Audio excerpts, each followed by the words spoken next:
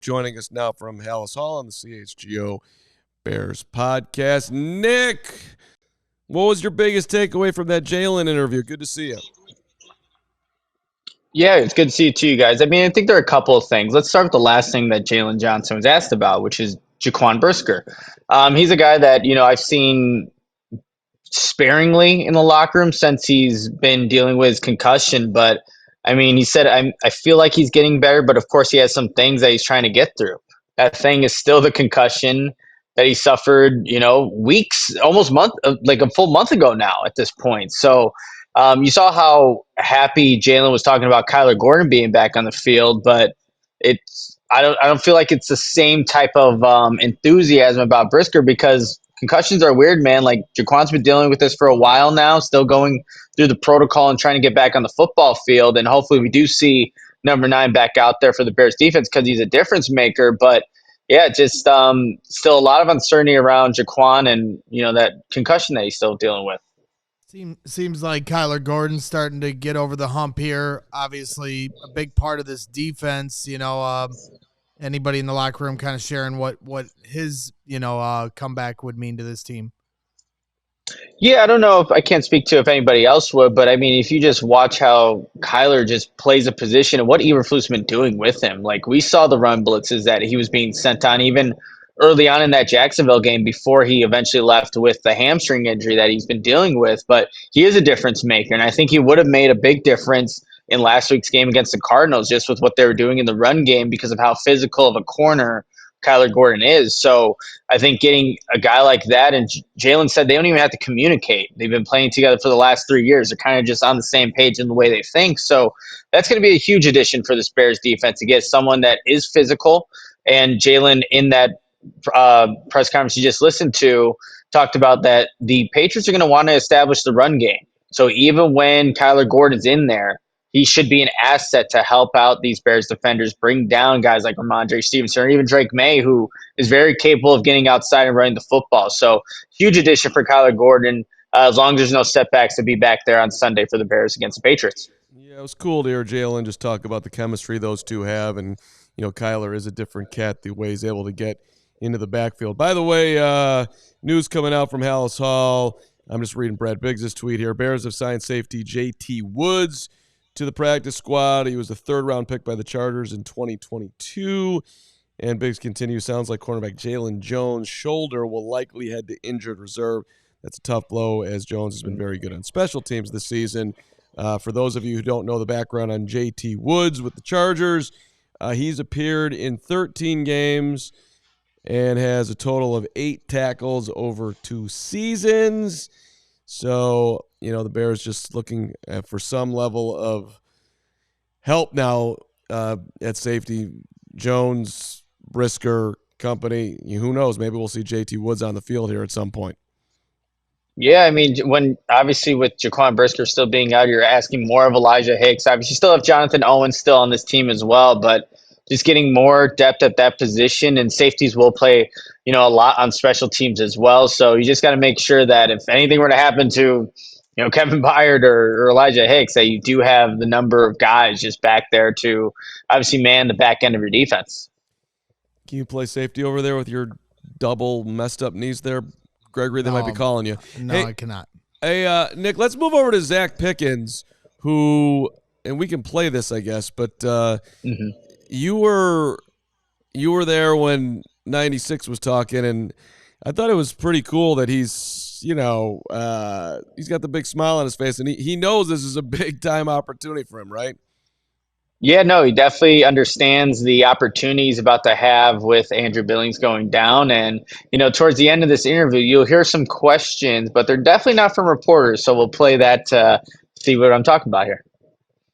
We're still working hard. It's definitely giving all we got at practice. Do you look at this as an opportunity for yourself to be out there more? Yeah, I definitely look at it as a huge opportunity for myself. to show them what I'm capable of, and just putting out there good film, just showing them what I can do. How good of a teacher is Andrew Billings? Have you learned a lot? I did. You know, what kind of things have you learned you think it'll play? If you play a key role and you play him, what have you learned from him? What has he taught you think will help you the most? Hand placement at the center. He does that well. How to anchor, how to get off blocks. Hand placement was big for me, what he told me. And reading the keys easy at the nose. So Andrew really helped us out. Besides those technical things, when you watch film of what he does in a game, what impresses you? What do you want to emulate? How strong he is. How strong he is. He create knockback, and that's what me and BC gonna bring the knockback and show everybody that we can do a good job. When you're out for an extended stretch, kind of like how do you kind of stay in it mentally and then be ready for when your time comes again? Just whenever that moment comes, always, we have practice and we use practice for a game so we turn every practice into game. So practicing makes the game easier and it makes me feel comfortable. And then also my teammates they show love, they show everybody that believes, and that carries on to the game. There was one game, I forget which one it was now, where you tried to come back. How frustrating was that it wasn't able to work out for you?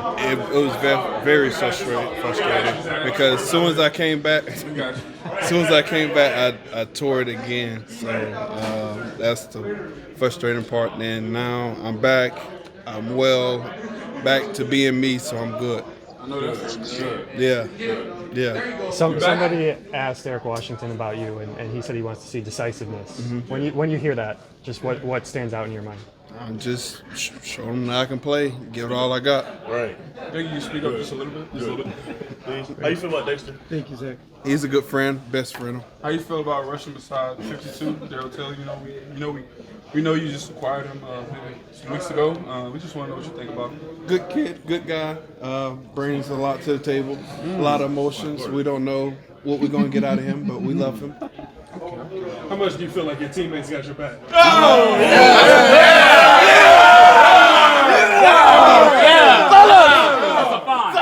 That's a five. Smile. Right.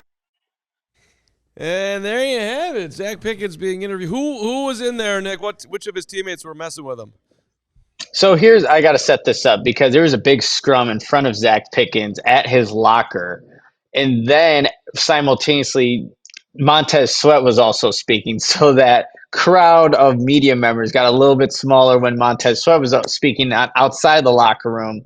So then some of his defensive line teammates filled in the gaps that were left there. So you had Jacob Martin, Daryl Taylor, Dominic Robinson. So right next to me are these gigantic defensive linemen, and then they're asking some of those questions at the end. I think you heard Javon's like, who's your favorite teammate? Or how was Javon Dexter? And, Zach's, has to go and answer those questions and do it in front of the few members that were there, but also in front of his teammates. And there you go. They do have his back, and they know that he's obviously has big shoes to fill for Andrew Billings not being there.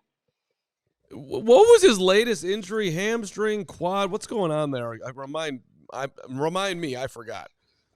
Yeah, I believe it was that groin injury that he sustained in what was it? One of the training camp practices, right? That kept lingering, and that's what it was. So he feels, like he said in that interview, it feels back to be 100%, and he's going to be utilized, guys, and it's going to be in waves too. Like additionally with Zacch Pickens, you have Byron Cowart, who's also another guy, Chris Williams, who's a guy that's pretty versatile, can play inside, outside. So it's going to be Zacch Pickens and a bunch of other Bears defenders that are going to fill in for Billings, and obviously rotate still with Javon Dexter as well. The locker room doesn't sound too down about being 4-4 and having 2 losses. They seem in a positive, uplifting mood here, Nick. Yeah, it was a little empty at first, but as you know, Mark, you wait a little bit out in the locker room, and eventually more guys appear. And I would say too, they don't seem. I think they realize what their mistakes were from that Arizona Cardinals game when you lose pretty convincingly in all 3 phases. You come out, want to make those corrections. There's this anticipation, like we heard from Jalen Johnson, to want to get back there on Sunday in front of your home crowd, get back on a winning streak, hopefully, against a very beatable New England Patriots team. So I think there is still optimism, even though inside-outside noise has definitely crept in, and that's what happens when you lose 2 in a row. I think it definitely might help that it's the Patriots this week and not the Packers, because I think Yeah. there'd be a little more pressure of everyone to stay on their toes.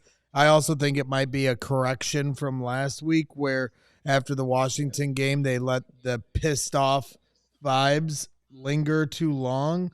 So maybe after, their latest team meeting, whichever yesterday or the day before, I think it was yesterday, maybe they, have said, okay, now we need to just move on and look ahead. If I was the coach, there would be a giant sign that says no smiling, no laughing. It would be like in Moneyball. This is what losing sounds like, and it would just be a pin drop. I would not be allowing any smiling or laughing, only Taco Bell. So, obviously, I'm curious to hear what the locker room was thinking about Drake May now that he's been in here with the Patriots for a few weeks, maybe a month now. Yeah, no, I think what Jalen Johnson was saying is obviously with those quick reads, but just watching some of the game tape from their loss against the Tennessee Titans last week, I mean, we knew he was mobile. I think we all understood that about Drake May's game, but he definitely has that capability of create some big plays on the outside. So for the Bears defense, and just speaking with the defenders and how they can improve from last week, like you need to be sound in your technique, your alignments, and they seem pretty confident that they can make those corrections going into this week. And we heard Jalen Johnson also say, like, they're going to want to run the football. So that needs to be one of the big emphasis of this week going into that matchup. Like, stop the run, force Drake May into some turnovers, and which he has done throughout his rookie season, should have a shot against them. Reminder, become a diehard. AllCHGO.com. Get her done. That's the way to do it, Nick. It is the way to do it, but the proper way to do that is tell them everything that we have to offer, which I will do right now here in these last 19 seconds, and that is to tell you that we do podcasts every single day of the week. Go to allchgo.com/diehard to sign up. Games Monday through Friday, pre- and post-game shows, breaking news shows when they become available. That's what we have to offer you. Go to allchgo.com/diehard. Nick, I don't want to put you on blast here, but you told me that Shane Waldron was really good today, and I listened to it, and I thought about putting 4 pencils into my ears. And we played a bunch of the cuts and tried to figure out what he was or how indirect he was being. What did you like about Shane today? Wait, did I say the word really? Let's make sure that we got our facts straight here. I don't know if I put really good. So he accused me of twisting his words. Now you're saying Mark is twisting your words. Hold on. Yeah, let's go back to the tape. Okay, Hold on, let's go to the we'll tape. go to the tape. You're right. I my apologies. You said thought Shane actually did a decent job today. So yeah, that is way different. Different. Steven, he lied. He lied to us because he said no. He said actually did a decent job. Wasn't a decent job. Nick said, which was a low bar. That's a low bar. Actually, a decent that's a low bar that we all know. And so when I put that the way I did, it was because I thought there was some substance in some of the answers. Right. So you lied. I embellished. Fair. Point, Nick. Lost car. I was amazing on the tennis court last night since we're talking about points and losses, even though I lost. That is the 4 seconds of tennis talk you get on this show. That's right. Okay, so where did you actually think he did a decent job, to speak to your words more accurately, Nicholas? Yeah, so on the one question that I asked him about the red zone play, it was 3rd and 10, the third possession for the Bears against the Cardinals, where Caleb throws the back shoulder fade to Keenan, and we all see DJ Moore running wide open in the middle of the field. I just wanted to get some clarification. Should that ball go to DJ? And I think I'll read verbatim what Shane said here. When we're going through our progressions there, and he feels like he's going to have a chance at it, he's doing a good job of reading through his progressions right there. Because Keenan does win off the snap there. He's running the fade, gets open, and then Shane continues. There's going to be, people on the backside, whether it's 2 or 3 progressions that come open from time to time. But I think Caleb has done a good job with some of those scenarios, like those one-on-ones. He has a chance at Rome on the play before that, he says. And obviously in the red zone, you talk about these matchups are executed at a high level. But these scenarios, so I think playing fast and not bypassing number one, and having the confidence to keep taking those shots regardless of the outcome, as long as the process of the play is right. So if we go back at it, like there is an opportunity to hit Keenan, and the throw's a little off. It looks like too the defender gets away with grabbing Keenan's arm. He can't even get his second arm up there. So I do like the answer that he gave in that. And obviously, if maybe Caleb had more time or Keenan didn't win off the route, like there's going to be DJ wide open there. So I appreciated the honesty, how they processed that play, why that was still the right decision, even though it didn't come out to the outcome that we all wanted, because we've seen some of those back shoulder fades go back to London where Caleb puts it right on a dot to Keenan Allen, or even the second touchdown to Keenan Allen. That's also a fade right in that back left corner in the end zone. So they've connected on it. They didn't connect on that one, and that was a play everyone was talking about where Caleb just needs to hit DJ. I get it. He can, but the process of how he went to Keenan in the first place was something that I think Shane can live with, Caleb can live with, but the result just wasn't what we all wanted. Yeah, it's about timing at the end of the day, and when you're trying to throw a back shoulder corner fade, it's got to be on time. All right, Nick, anything else that we missed? We're going to get a little Patriots preview coming up for a second here with my guy Phil Perry from NBC Sports in Boston. Anything else that we missed? Yeah, just real quickly, we got a chance to speak to some of the defensive coordinators, and John Hoke, the Bears cornerbacks coach. He talked about Tyrique Stevenson in length to the reporters here, and he took a lot of responsibility for Tyrique's actions on the field against the Commanders. And here's why he did that. He said, I have to make sure he's locked in and focused. I take responsibility for that. That is my player. Obviously, he made a bad mistake, but he just has to coach that better.